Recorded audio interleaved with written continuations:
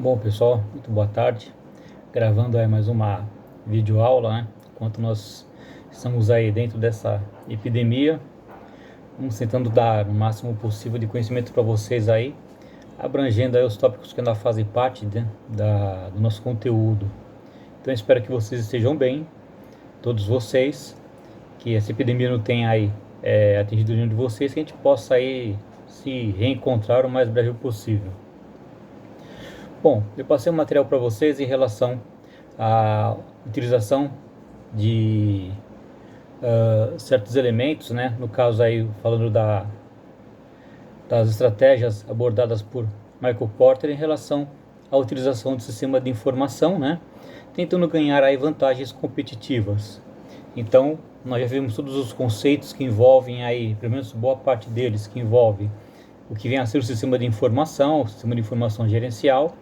E agora vamos tentar abordar, né, usando algumas ferramentas aí no caso mais especificamente em relação à competitividade que foi elaborada por Michael Porter, para tentar utilizar agora o sistema de informação que nós já conhecemos, né, dentro desse universo e que envolve aí, né, todo esse relacionamento que agora não é mais algo interno. Nós sempre trabalhamos com o sistema de informação como algo interno, desde a sua essência, até mesmo uma relação entre os vários departamentos, né? Concretizando aí com ferramentas mais atuais que envolve a relação entre cada área, cada departamento, proporcionando aí, né, as informações gerenciais para tomadas de decisão.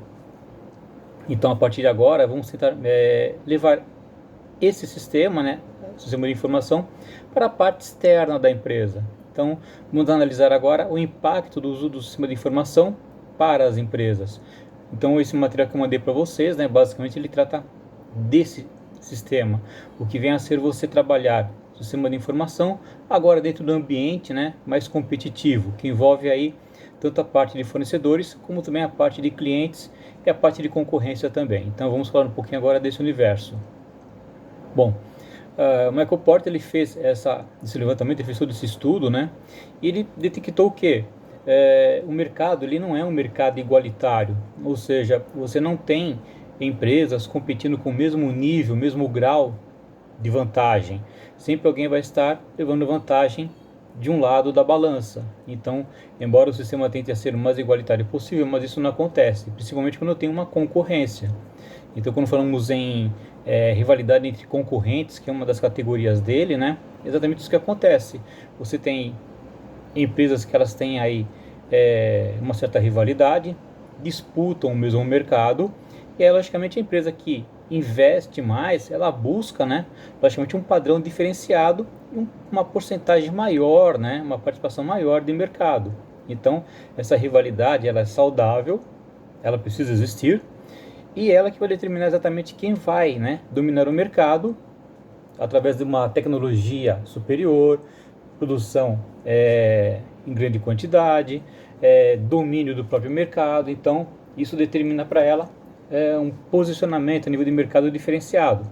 E as empresas que querem realmente buscar pelas melhores, né, elas sabem exatamente a quem elas vão recorrer nessa situação. E, logicamente, como o mercado ele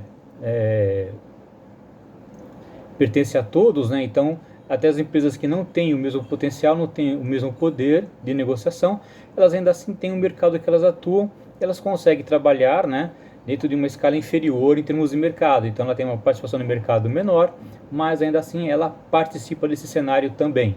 Então, você teria ali, digamos assim, um escalonamento de empresas. As empresas top, que trabalham com o que há de melhor em termos de produção, tecnologia, investimento, recursos, e as de nível um pouco mais inferior, e já não tem o mesmo poder, não tem a mesma imagem, mas ainda assim tem uma certa participação no mercado.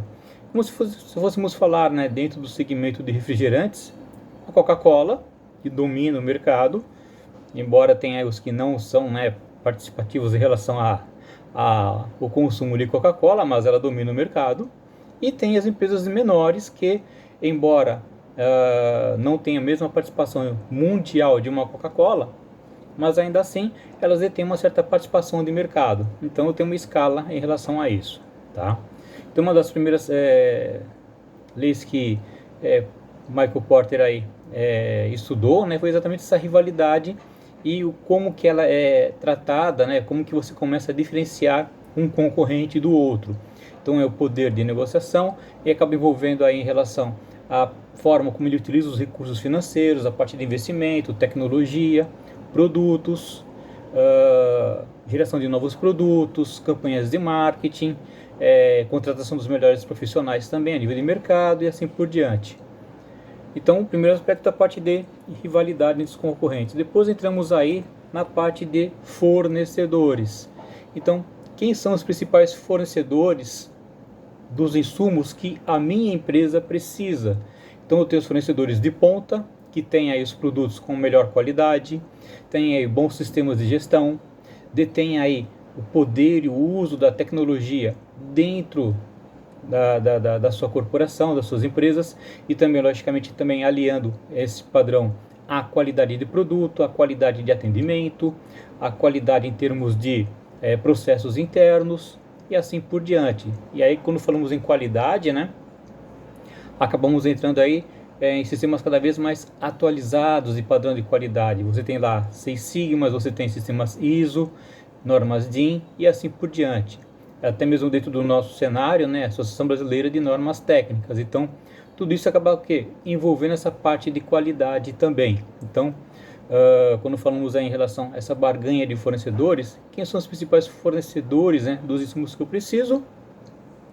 Qual o nível técnico deles? Qual o tipo de investimento? Qual é o custo também, né, uma vez que envolve aquisição desses itens, né, qual é a porcentagem que eu vou estar investindo na compra desses recursos? Qual é o diferencial de preço entre um concorrente, ou melhor, um fornecedor e outro, né? Então você começa a levantar esses aspectos. E, aproveitando agora algo que vale a pena ressaltar, algo que é bem atual e está levando as empresas a se questionarem, não somente as empresas, mas os próprios países, as próprias nações começaram a questionar. Por exemplo, o uso da máscara, né? Hoje todo mundo é obrigado a usar máscara por causa da própria epidemia aí. E o mundo descobriu que o principal fornecedor de máscaras, ele é lá oriundo do Japão, da China. Então o resultado, o mundo inteiro recorreu a esse país, a esse fornecedor, para comprar essas máscaras. E resultado, o mundo descobriu que não se pode ficar refém de um único fornecedor. Ou seja, um fornecedor na China, ele detém aí 90, 95% da produção, digamos assim, mundial de máscaras. Aí você imagina, né, o que acontece agora, graças a essa epidemia, o que são todos os países recorrendo a um mesmo fornecedor, a uma mesma nação, para comprar máscara, e o mundo descobrir que, o principal fabricante fica exatamente lá, na China, e vão todos recorrer a esse fornecedor. Ou seja, falando de poder de barganha, nesse momento, o que antes era de uma certa forma um pouco equilibrado, ou seja, cada nação tinha um certo equilíbrio na hora de comprar esse produto, hoje não.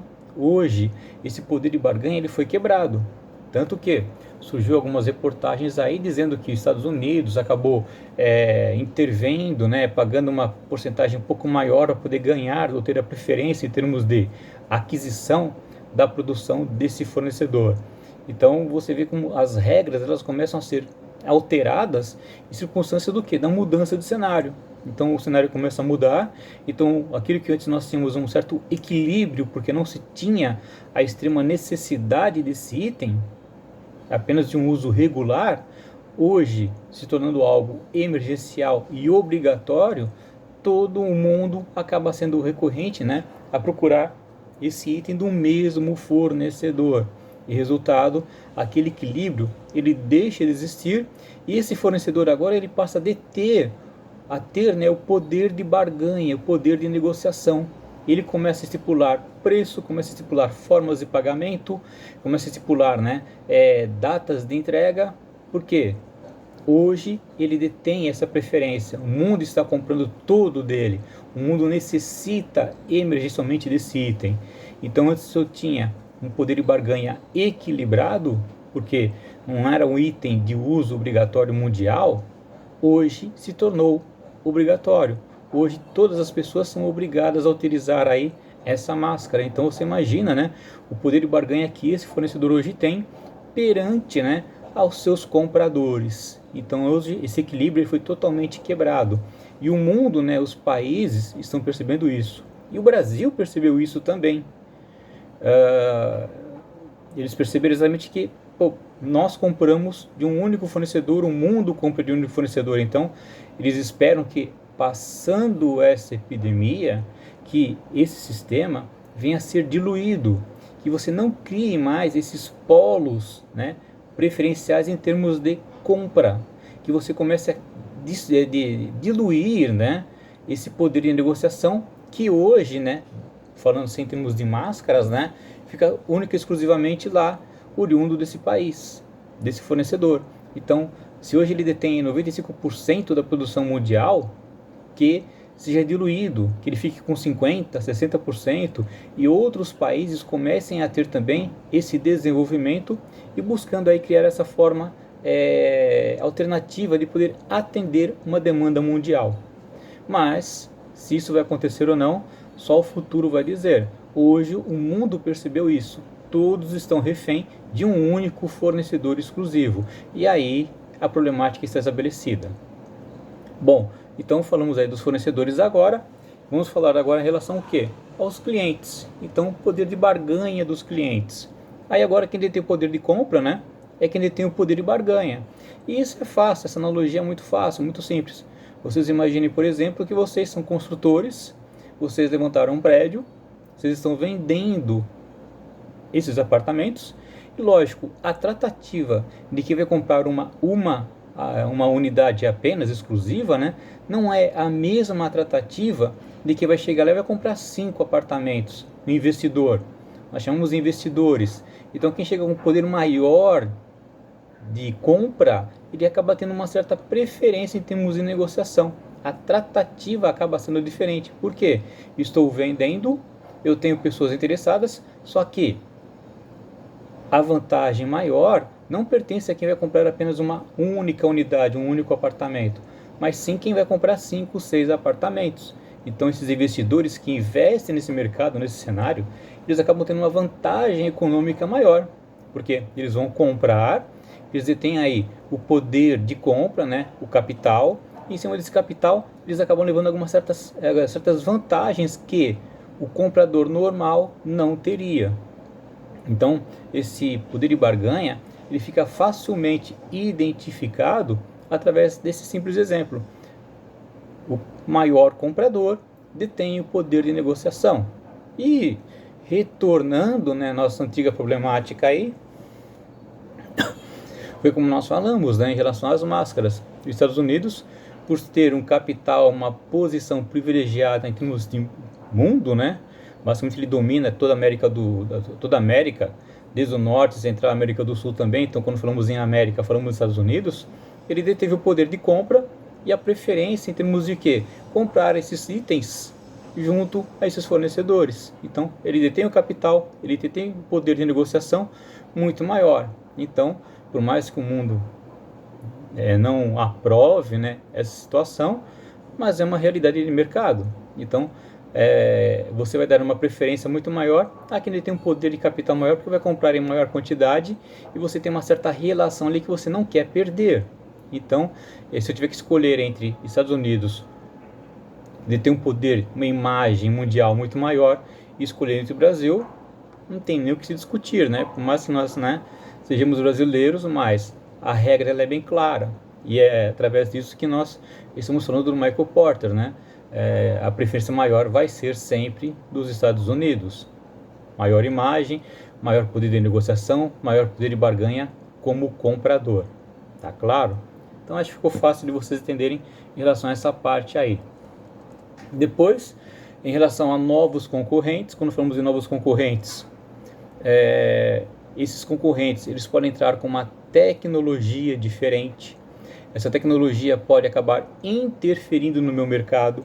Então, se vamos falar, por exemplo, aí, disco de vinil e o CD ou DVD, então Embora tenhamos aí, né, os amantes do disco de vinil, mas a indústria que produzia esses discos sofreu um impacto muito grande. Não foram somente eles, né? Eu sempre falo da nossa famosa caixinha de Pandora. Estou falando através da nossa caixinha de Pandora, estou gravando através da nossa caixinha de Pandora, então estou elaborando um vídeo através da nossa famosa caixinha de Pandora. Então, se antes eu precisava de um cenário, precisava de uma câmera, de um certo equipamento semi-profissional para fazer essa gravação, hoje em dia eu não preciso mais. Simplesmente o próprio celular ele já faz essa gravação. Então, é uma tecnologia nova que interferiu em uma série de outros segmentos de mercado.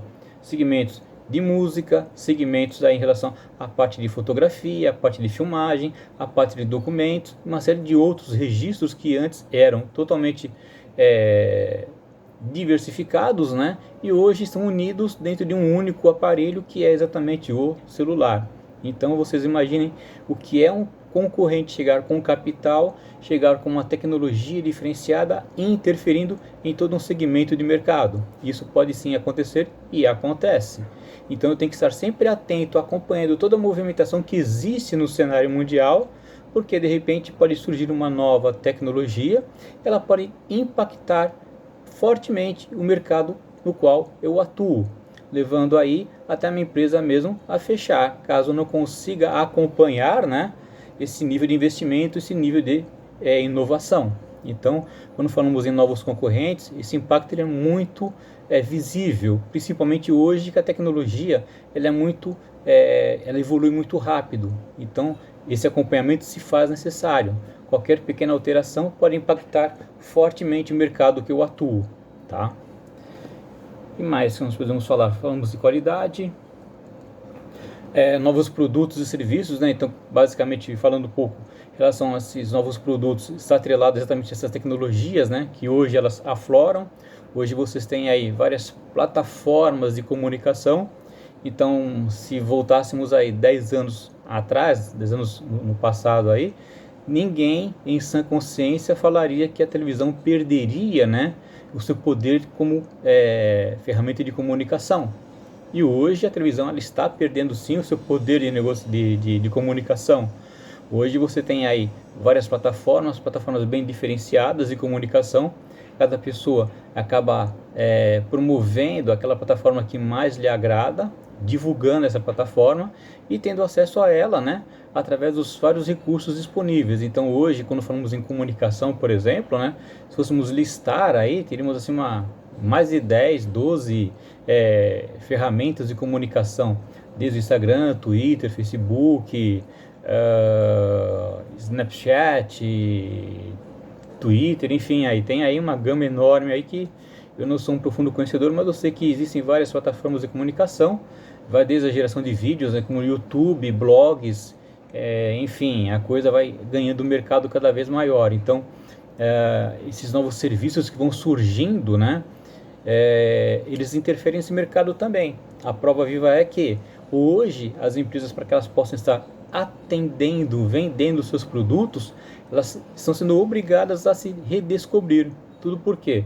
Por causa da epidemia que está afetando as empresas. Então, ou as empresas elas buscam uma forma diferenciada de atender o mercado e conseguir, através desse atendimento diferenciado, negociando e tendo aí os seus ganhos financeiros, ou ela acaba tendo a problemática de fechar as portas e falir. Então ela é obrigada a estar buscando, né, essas formas diferenciadas, porque são novos produtos e serviços que se fazem presentes aí para tentar garantir a subsistência dessas empresas. Então pessoal, é um vídeo aí, nada, já foram aí basicamente 20 minutos, um vídeo complementando o material que eu mandei para vocês, aquele conjunto de slides. Vou estar encaminhando esse vídeo junto com o questionário também, tá? Tanto o vídeo como o slide vocês já vão ter acesso, vai estar no próprio grupo de vocês do WhatsApp. O questionário também eu vou colocar no grupo do WhatsApp da sala, mas a resposta desse questionário vocês podem encaminhar lá para o Edmodo mesmo, que nós estamos utilizando o portal do Edmodo, assim fica lá registrado que vocês entregaram e enviaram a resposta desse questionário, tá ok? Pessoal, fico por aqui, espero que todos vocês estejam passando muito bem. Passamos aí o primeiro bimestre, Logicamente, esse segundo bimestre agora ele vai ser mais curto, tá? Porque fechamos um pouco tardiamente o primeiro bimestre, então o segundo bimestre ele vai ser um pouco mais curto, mas vamos se encaminhando da mesma forma. Eu vou aí gerando conteúdo. Me desculpe, pessoal, mas assim, é complicado você achar um conteúdo na internet que atenda ao plano de ensino. Eu tenho material, mas o material que eu tenho eu não posso disponibilizar assim porque é a questão do plágio, então tem todo um rigor aí que eu sou obrigado a cumprir. Então eu tenho que pesquisar esse conteúdo na internet, achar um conteúdo que venha realmente a atender a nossa expectativa em relação a atender aí o nosso plano de ensino. Tá, é uma forma diferenciada, aí eu peço a vocês aí desculpa, mas realmente a gente vai tentando encaixar da melhor forma possível, de forma a atender aí vocês, que é logicamente o nosso principal foco, né? E agregando sempre que tiver em termos de informação. Pessoal, eu estou à disposição, qualquer dúvida, vocês sabem como me contatar, pode mandar no privado mesmo, ou pode ligar, enfim.